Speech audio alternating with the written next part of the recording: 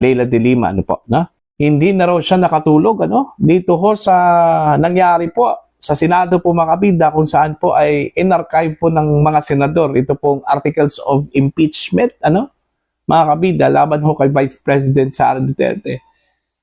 Parang nagkaroon po ng insomnia ho dito si Congresswoman De Lima po mga kabida. Dahil ho sa hindi po niya matanggap ito hong ginawa po ng Senado, ano po, na isinantabi po, ano, ito pong articles of impeachment.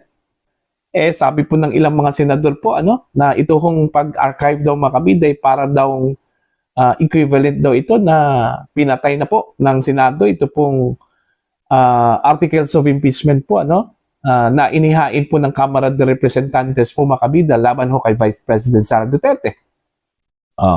Ito, pakinggan muna natin. Ito pong si Congresswoman De Lima, no? At pagkatapos, magre-react ko tayo mga kabida. Narito po. Much concern talaga, disconcerting, at hindi na naman nga po ako nakatulog. Ang hindi po namin maintindihan kung bakit pinilit nilang ni-archive instead of just, pending na muna yung alternative action na pinopose ni former Senate President and Minority Leader of the Senate, Senator Tito Soto, ay ayun ang maganda dapat.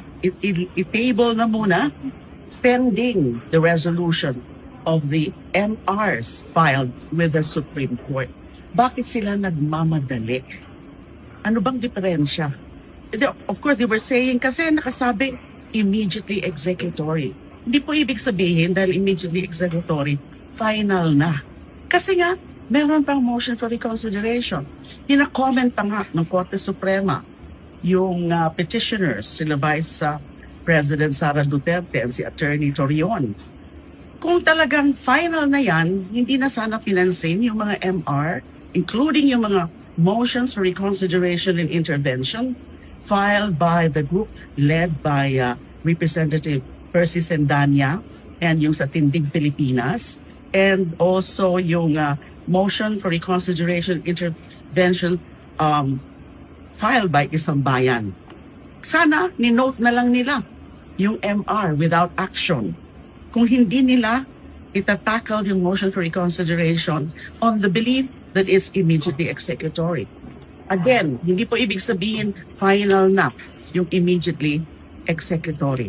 Tsaka yung mga sinasabi nila na ayan na kasi, kailangan sundin na yan, respetuhin na natin yung judgment or decision